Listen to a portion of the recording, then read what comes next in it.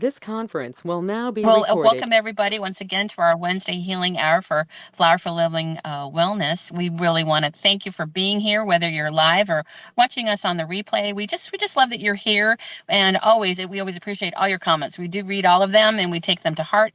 So if there's anything that you're thinking about that you'd really like, boy, I really love for them to talk about blah blah. We can talk about blah blah. So whatever that is. I We're mean, big that love our lovers. Farmer's That's Almanac true. has been giving us all kinds of ways of being able to tune in unusual ways. So don't think that anything is like, oh, yeah, why would they want to talk about that? Everything's on the table because it's something that we are changing. So it's a matter of being able to embrace those changes with new ways and new perspectives of looking at things. So this is part two of our series that we've been doing on judgment. I'm sorry, wow, it wasn't judgment.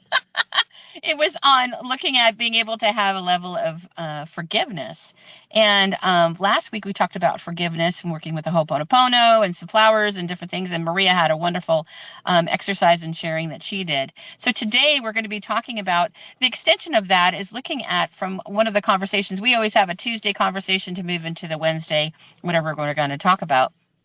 And last week it just popped in for me to realize that with forgiveness there's also grudges. So when it comes to that being able to come from, why would we have a grudge? Well, when we can't forgive, it becomes a grudge because it's just that angst that they're just a reason of like, I can't forgive. That's just something I can't do. But always remembering that forgiveness is really for yourself. And you can forgive but not forget. So I think that's something that's really an important component right off the bat to be putting out there for everybody. And it's that story with the grudge. It's a story that we hold on to, and we've got mental loops that just keep going about it, and it's just unresolved emotional charges that we have, unconscious resentments, and then we may be living with it and having it expressing in our bodies. And Maria's going to get into that, which is going to be really interesting with that. Go ahead, Amy. Just we're tied together here, and Yeah, yeah.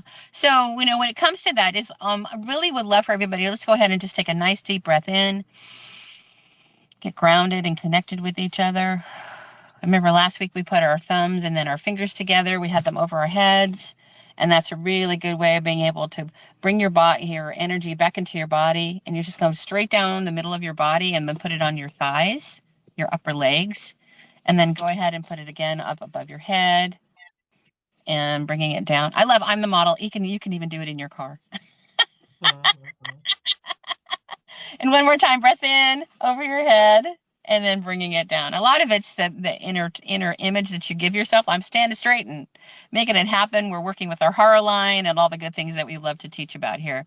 So with that breathing, getting kind of connected to yourself in just a gentle way about, if there is a grudge, you may know you already have one, or it may be something subtly that could be coming to the surface that, what am I still carrying? And, what would it feel like to put that down? To let that go, and knowing that it might be a practice of like I keep setting it down every day, it goes away, and for whatever reason it might gently be coming back to me. So we've got real tools, real time here. We want to make sure that everything's from just a very practical place, and being able to separate our facts from interpretations, and then noticing the need for developing boundaries and reframing their stories. So Amy's going to be sharing again, once again, with the Ho'oponopono, which is the Hawaiian traditions of working with forgiveness and just being in relationship with yourself and others. So I'd love to invite Amy to go ahead and give us some more Ho'oponopono. I am. Well, we didn't really get to it last time because we Okay. were setting the groundwork, and so Robin's going to be doing some symbols and herbs, and then Maria will be doing energy, medicine, and healing. So we're coming at this from lots of different directions. So I want to kind of set a framework to grudge or not to grudge. That is the question. So let's start there. So, what is forgiveness? So, I want to look at it, if we're looking at it from a really holistic place, that how it affects us in our workplaces, in our relationships, and our relationship with ourselves and others. So, forgiveness, just the basic 101, is conscious, voluntary decision to let go of resentment, bitterness, and the desire for vengeance. I think grudges and vengeance are sisters. I think they walk hand in hand towards someone who has harmed you. It's an internal process aimed at personal peace rather than obligation to reconcile. Let's take that in. We're not asking you to forget something painful that happened. We're not asking you to excuse it. We're not asking you to reconcile. So that may give you a little bit of peace, right, in going with this process. And it helps us, on all levels, mentally, emotionally, spiritually, on every level. So why would you not try to play with this a little bit? So I've been dancing with this for a while, and some things have kind of weaved in for me. True forgiveness must include letting go completely of victim consciousness. So let's say, okay, am I willing to do that? And then what if everything happens for a reason? So we're not coming from victim consciousness. We're accepting that everything is happening for a reason. And so for me, if both things are true, and I'm going to go for me at this moment, those things are true, then I can say this statement. And this comes out of the book of Ho'oponopono. And this came out in 2012. It's by people, they're from Europe, interestingly enough. And it's really a good book. They say, ready for this? If I can say this, forgive me for provoking this situation. Thank you for awakening this memory so I can cleanse it. I love you, the messenger. That's my goal. I'm not saying I'm always there, but I'm getting closer to that. And then here, let's take this another step. So I think part of why I can't do that sometimes and others can't is doubt. Okay, is this really going to make a difference? Is this really going to cause my life to be more peaceful? Is this really going to have me be able to make good decisions real time? Let's talk about doubt. Forgive me. I am sorry I created this doubt. I did not know I had this inside. Thank you for bringing it up so I could clean it. I love you, the one who made me doubt. I love myself for having identified this belief so I could clean it away.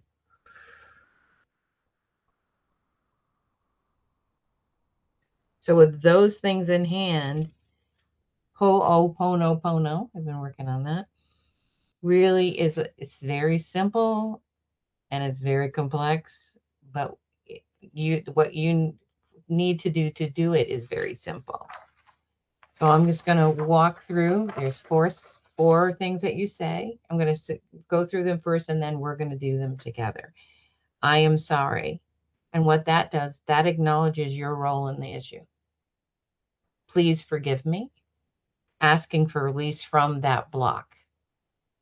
Thank you. Showing gratitude for the healing, right? As though it's already done. It's all about intention, right? As though that healing is already done. I love you. And what that's doing is transforming that negative energy into love. All right. So you can just follow my lead. You can say it inside. You can say it outwardly, however you want to. I am sorry. Please forgive me. Thank you. I love you. I'm going to say it a couple more times. I am sorry. Please forgive me. Thank you. I love you. All right, one more time. I am sorry. Please forgive me. Thank you. I love you. So you could do this. What I recommend is just make this a standard practice. And, it doesn't necessarily, why not do it whenever you feel a little doubt? Why not do it when there's a little inkling of that's going on? One of the things I like to do is Buddhist practice, prayer beads, 108. You can use a rosary. You can do, hold on to a gem, whatever way works for you. And then maybe make it a practice of just a few minutes a day where I'm really taking the time And I'm being with that, being with that. And even it come to a point where it's just starting to touch the beads. I don't even have to say it. It's already ingrained in me that energy of acknowledging, of asking for release, of showing gratitude, of transforming negative into love. So again, all about intention. What is my intention? How do I want to live? I want to live in peace. I don't want to live in grudge. And this morning in my reflection process, the claim became really clear to me. I got the question, how do I know when I have forgiven? When the upset, anger, frustration is turned into a positive agent, not a destructive thought, feeling, or action. I have truly forgiven when I can discern my next step using critical thinking and critical feeling with calm and clarity.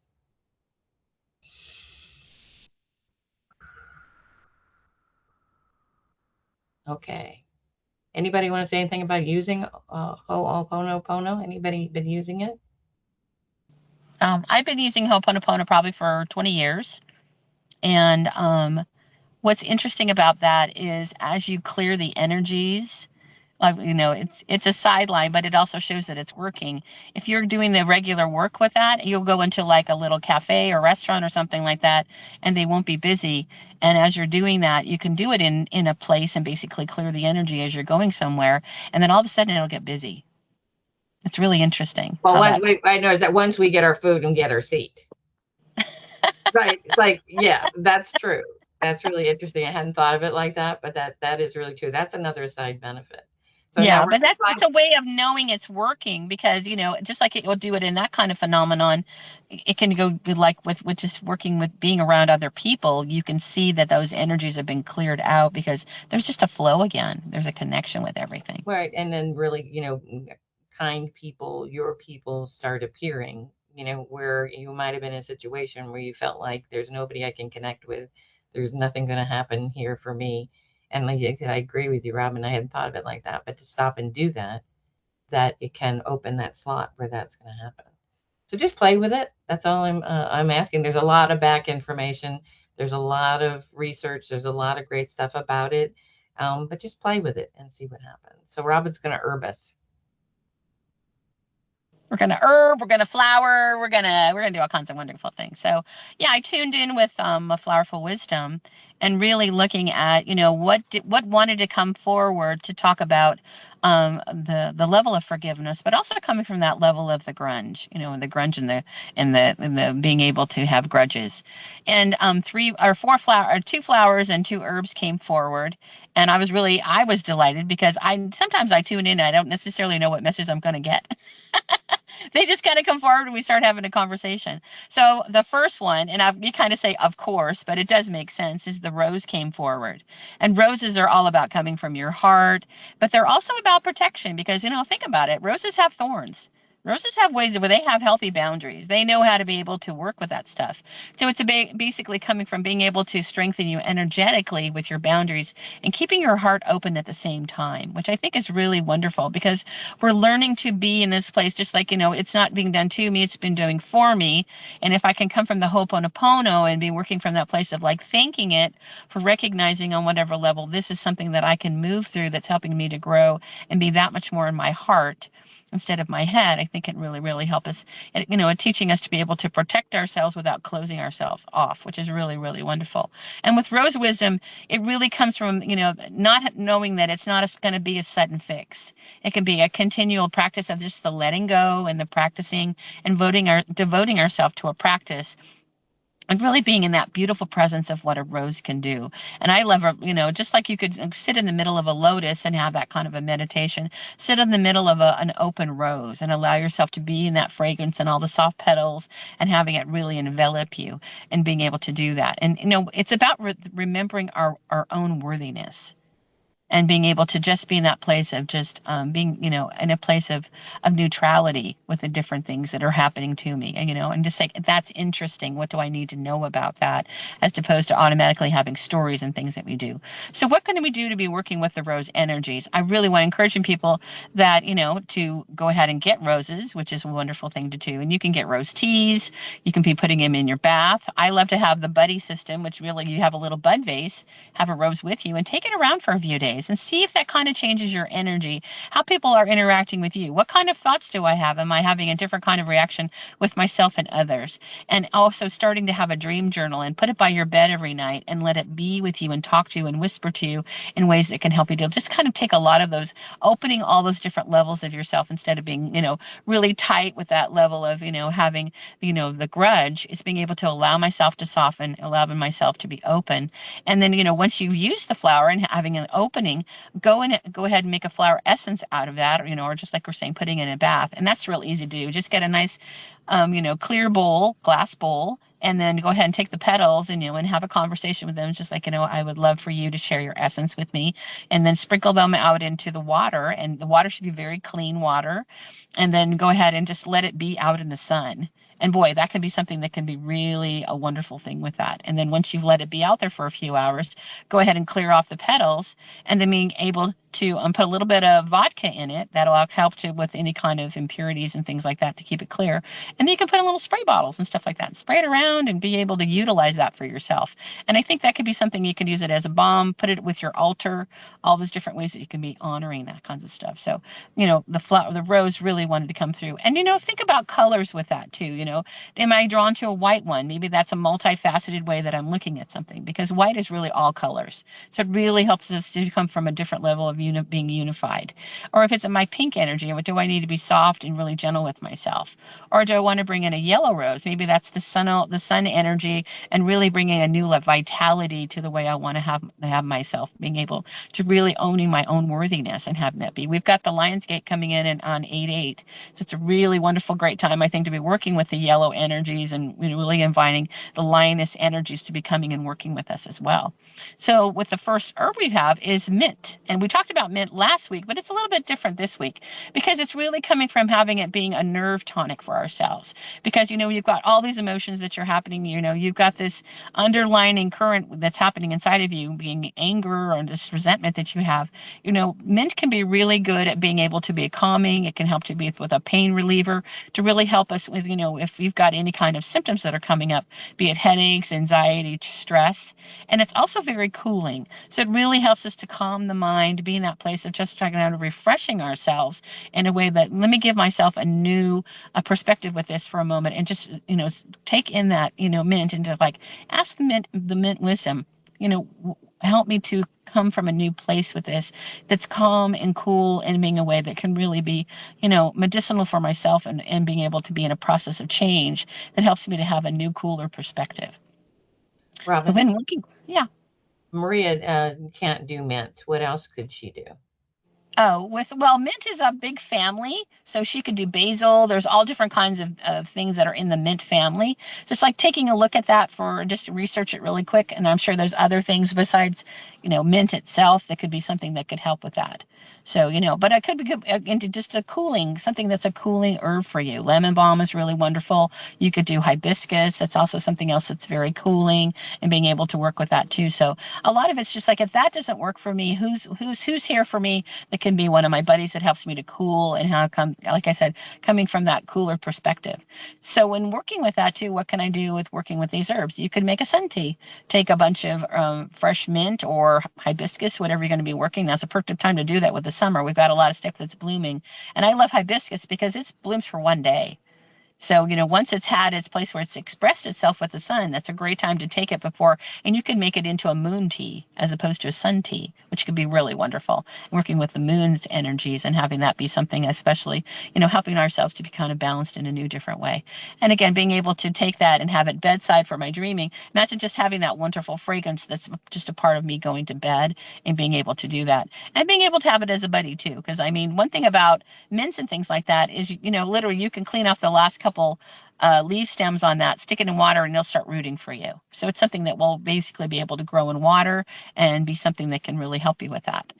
So the second flower, and we're going to be talking about, is the lily. And Lily really wanted to come in from just really kind of being from that very soft, very gentle, very more blessed mother energies, and really working with that for you. So it's the vibrational, remedies that are holding us in a wellness place. It's like it's holding us to a place where we can kind of catch up with ourselves, knowing that we're going through this process, but yet we're coming through it because we're giving ourselves a space of grace and stillness that can really help us to release those past emotions that we've had of any kind of resentments, whether it's for ourself or an other, and really helping us to clear that path for the forgiveness and just coming to a level of I'm doing it for a matter of myself with the Ho'oponopono and kind of working with that on a continual basis. Lilies love to express an opportunity for us to open. So think about, most of the time you get these lilies, they're tight and whatever. So it's just like a butterfly. I've got to allow that thing to open and allow it to express itself in just its full glory of really what it has to do for holding us in a sacred space, our sacred self and grace. And I think that's something that Lily really wants to invite us to do. It's an opportunity to open and to hold ourselves there and being able to be in a place of remembering, again, our worthiness. So what can we do with lilies? Well, of course, we can still do a flower essence, which would be a wonderful thing to be able to do that. And you could always do your rose and lily together. Boy, they would have a party. That would be a great thing to do. They love having all that kind of stuff together. Again, the buddy system, I think, for this can be very powerful. Having something, purposely buy something that's tight or just not just starting to break open and allowing that to be a symbol of like, where am I with myself? And can I allow that myself to be opening to the whispers of what Lily really wants to share with me? And I think it can be very profound. One time I did a class, we did a class with just different kinds of things where we focused on one flower a day. And what was interesting with that was really allowing ourselves to be in this place where we could just open ourselves to whatever needed to happen. And, we always did the check-in right after we had everything done. And of course, this lady comes back and she says, well, I've decided I'm going to get divorced. We're like, what? So just this shocking thing of this woman coming from just a self of like, when I opened myself to who I really want to be, that was no longer something that I wanted in my life. So she was opening herself for new opportunities to see herself and her life in a totally different way. And I'm like, was that something that Lily did? I don't know, but it was just very interesting to the whole process. So it's just like that, those things that could really happen. And again, taking it to your bedside and doing a dream journal. What are the little things that the whispers of the lily gave to me, being able to open that up. And I think that can be really a wonderful thing. And then our last one is going back to the herbs again, is turmeric. And you think of turmeric, it's just like a thumb, it's about that big when it comes to our symbols of looking at different things. And what's really cool about turmeric is turmeric will basically dissolve tumors. There's so many wonderful things that a turmeric can do. It cools the body. It will help with being able to root us in just a place of strength and stability with our nervous systems. And it also helps us to do a lot of different kind of processes simultaneously. It's kind of like last week when we were talking like prickly pear. It cleanses and fortifies at the same time, which can be really just, wow, thank you so much for doing that for me. And it helps to cascade into all the other bodies. It can go into emotional, our mental, and our spiritual bodies as well. So it's something that really can help us to incorporate that. I got a lot of nudges when it came to turmeric because I was writing down my notes and I hadn't put turmeric down yet. And Spirit's like, no, we need turmeric. And I'm like, okay. So really come from that place of reducing our pain and helping to cleanse and clear at the same time. So what can we do with the turmeric? Again, we can go ahead and incorporate in to having it be in our teas, which can be a wonderful thing. Incorporating it into your foods and making it something yummy that you're incorporating into having different kinds of things and kind of playing with that and being in a place of wonder about what's here for me when it comes to turmeric maybe that I've never done before. Because I think this is all something when working with the flowers and the herbs, it's like, let me be adventurous. Let me be curious about what's here for me. And again, having it when maybe a cup of the turmeric and have it on your bedside and allow yourself to kind of be with that. Drink a little bit of it and then have it by your bedside when you go in. And what's really cool about turmeric is you can just go to the grocery store, buy some turmeric, and notice if it's sprouting a little bit. And then you can go ahead and you want to go ahead and plant it horizontally on some, just on the surface of some soil and maybe start a starter pot with everything. It'll start growing for you. So it becomes a wonderful way of looking at yourself in the process, just like we work with the lily and the rose to see it opening, having it be on a pot system where we can allow ourselves to say, how am I growing and changing and allowing myself to sprout in new ways? I think that can be something that can be very powerful, and being able to just, I'm growing more of this, of the turmeric wisdom to have have it be something that can really help me to being able to do that. So it's the real tools, real time for being able to do all that stuff. And I'm excited for Maria to show us, like, how's that working actually into the physical body, maybe the nudges of different things that are showing us how we can move from a grudge. So Maria.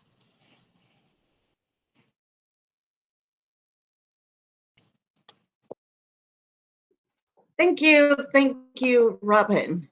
Let me pin myself. So from a perspective of intuitive energy medicine, grudges disrupt the flow of your body completely. But if you are doing it for a little bit because it's allowing you to move forward, then yay, very good, yay.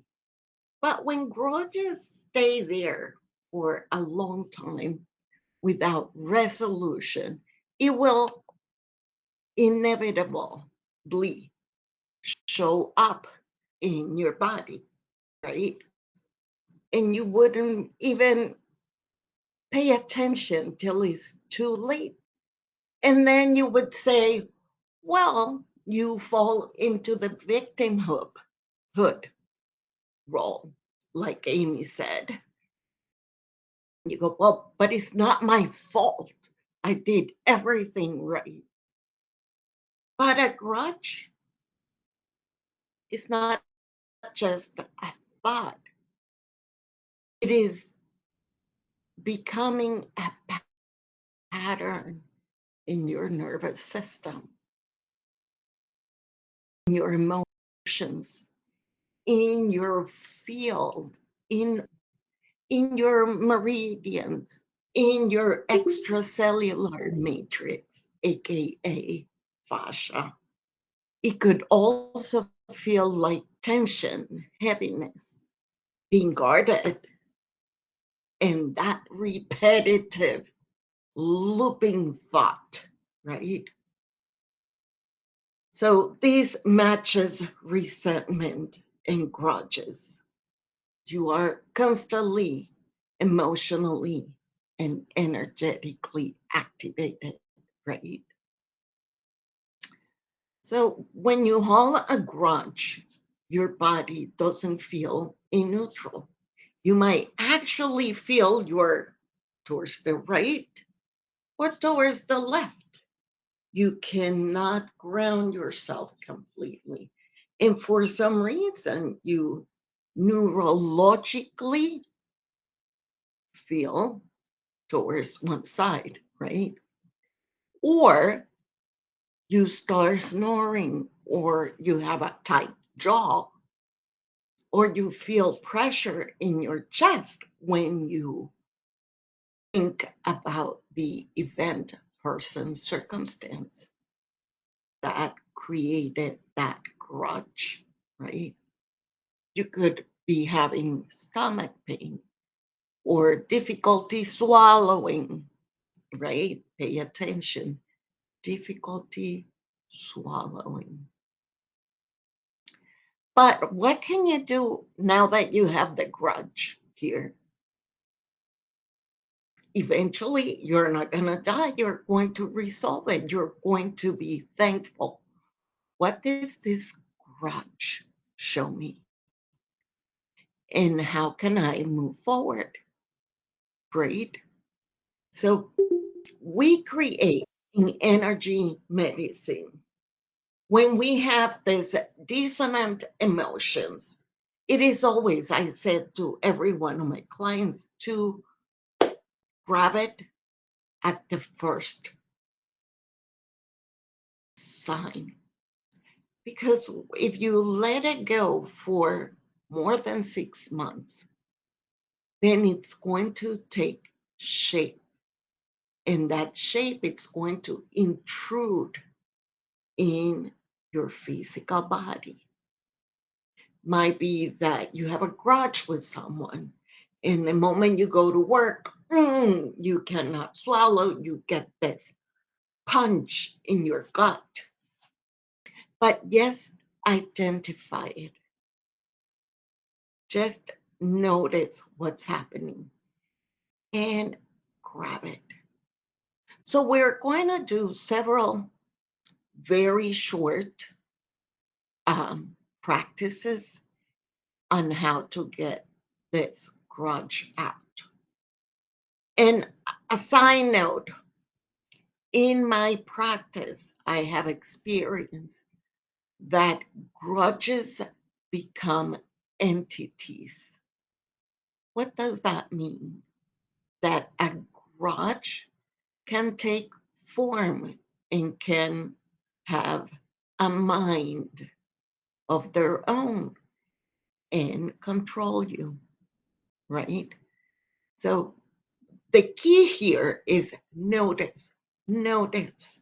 If you're having chest pain, if you're having a grudge, if you're having a punch in the gut, a looping mind, try to find the root cause. And if you haven't found the root cause, well, there is me or Amy or Robin that could help you, and you can ask for an appointment with each one of us to get to the root cause of this grudge.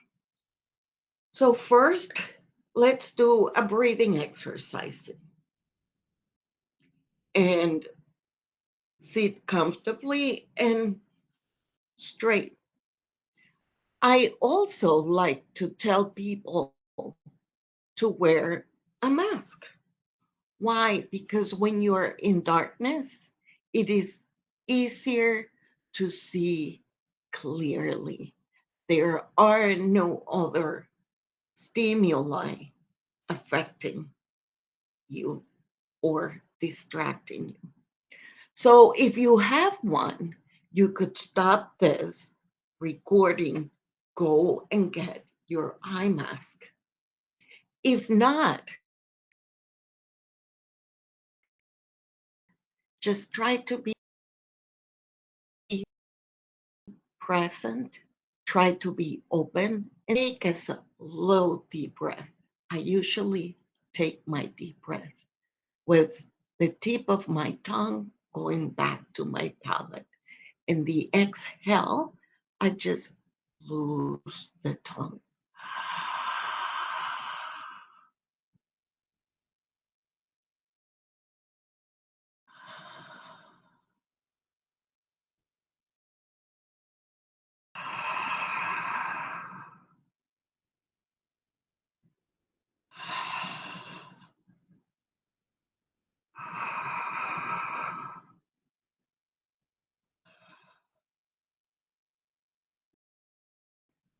Now simply notice your body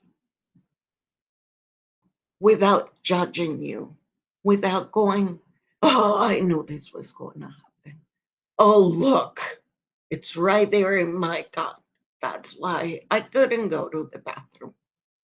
No, just non-judgmental looking at your body.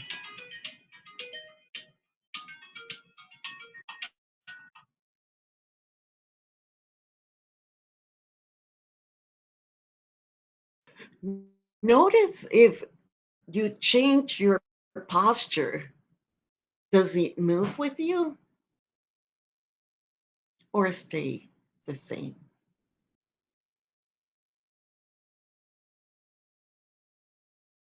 Now, I want you to bring the person, the situation, the memory, the event that holds charge.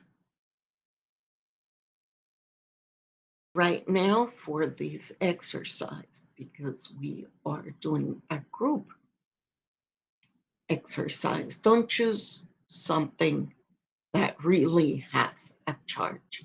Just choose the one that you feel in your body. I want you to softly connect with it, but don't bring the person, don't bring the event. Just imagine you create a neon sign naming the situation, not in your body, at a safe distance. And it's right there in neon sign. And you could say, okay, I see you. You're there. You're still in my field.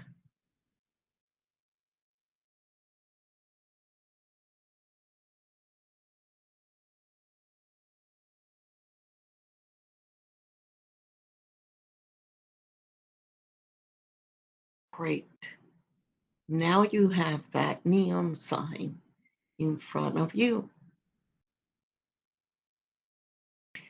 Now breathe into that area of your body, trying to blow that stagnation. In the first inhale, notice, and now exhale.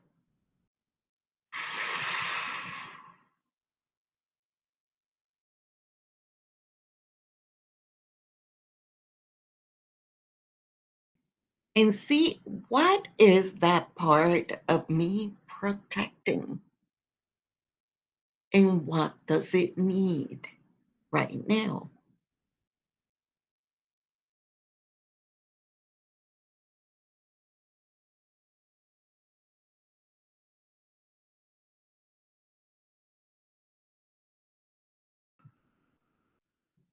Now, I want you to put your hands over your heart. Or you could put your hands over the area that it's holding the grudge.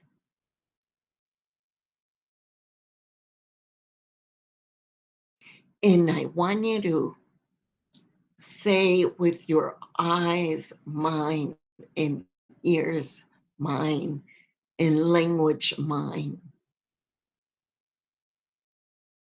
This hurts. I felt invalidated. This matters to me.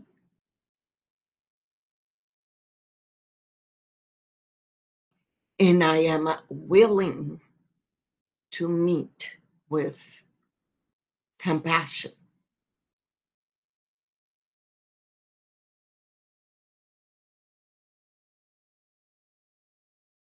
And now I want you to imagine the story loosening from all your body like cords, like fog. You can actually imagine having a white fog coming out of your mouth with each exhale. In this density leaving your body. Don't push it too much, just allow it to get out.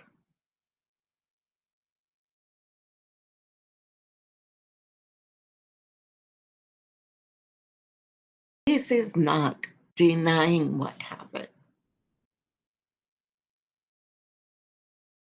You're simply releasing the electromagnetic charge of this event, this person, this circumstance.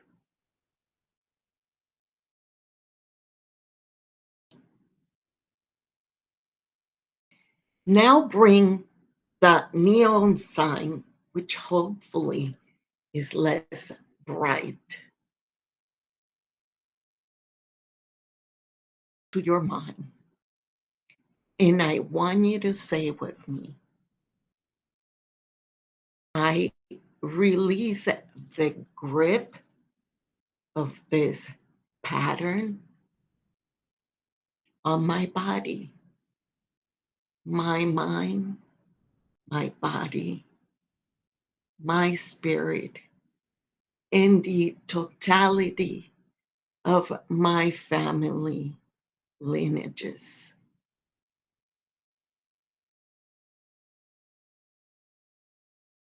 I don't force closeness, agreement, or reconciliation.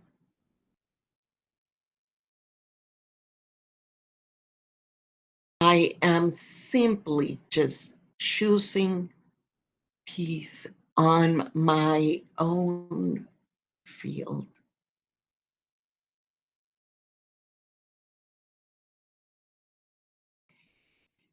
And with the hands that are in that place or in your heart, just send them out in your body, from your body, and say, according to your grudge, may they be well, may they be healthy. This situation goes to where it truly belongs.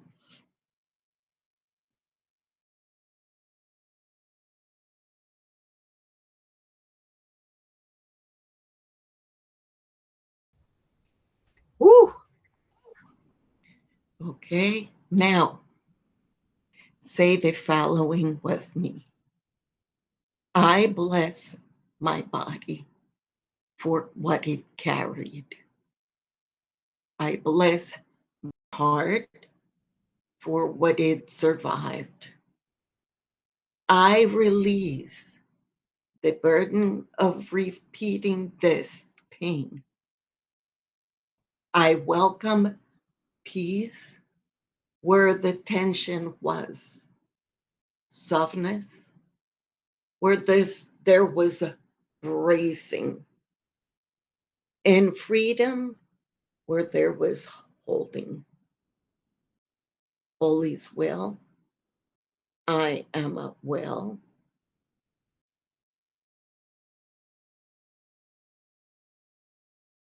Breathe in.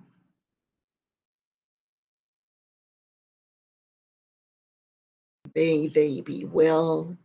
May they be happy. May they live with ease, joy.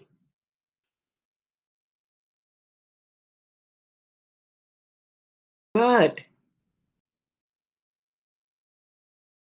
Take notes if you want to know exactly what happened. Just write it down. Breathe in. And please put your comments down and let us know how you felt with all of that. And to finish really quickly, I want to recommend to repeat this exercise to have different essential oils as diffusion. You could use rose otto, frankincense, spikenard, vetiver, lemon orange, my favorite one, which is marjoram, cistus, grapefruit, or bergamot. So you can use the fusion of all of those when you repeat this exercise.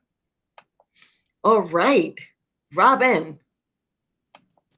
Oh, thank you so much, Maria. That was amazing. Oh my gosh. It's, you think you have like the little baby grudge and it turns into this thing when it's ready to be embraced. I just thank you so much for that. So I want to open it up to Victoria and any other guests that we have, if there's anything they like for questions or comments real quick. We've got about 10 minutes that we can go ahead and have.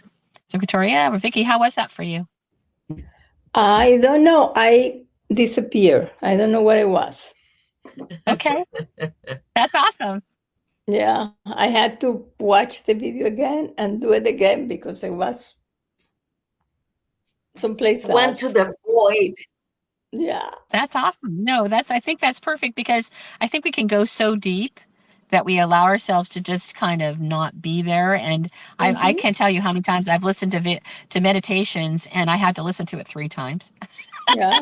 to feel like it was really something that sunk in, but it was just layers of working on ourselves and just different ways of doing that. So that's wonderful. And I really encourage you to listen to it again. Yeah, I really Yeah. do. And I mean, I can see people having friends and family that, gee, this would be something really great for them to listen to for being able Yeah. to do some processing, especially with Maria.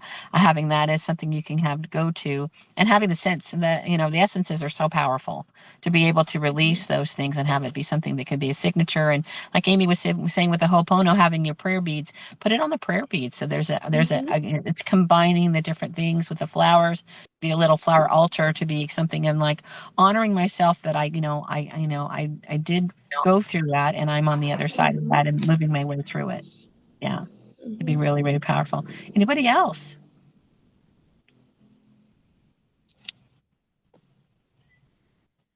You know, and part of and I love how the three of us dovetail, you know, off of each other and come from different perspectives.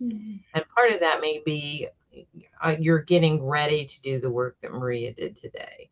So if you don't feel ready to, you know, to do that beautiful work that she did, maybe start with getting a flower, you know, and maybe, you know, taking a bath with the, you know, rose petals, maybe, you know, say Ho'opono a few times, you know, but again, wherever you start is perfect. But what we promise you is that I have to say, Robin gave me this a long time ago. I'm going to pull this up. Turning your grudge into a friendly little person, There you go. right? Mm-hmm.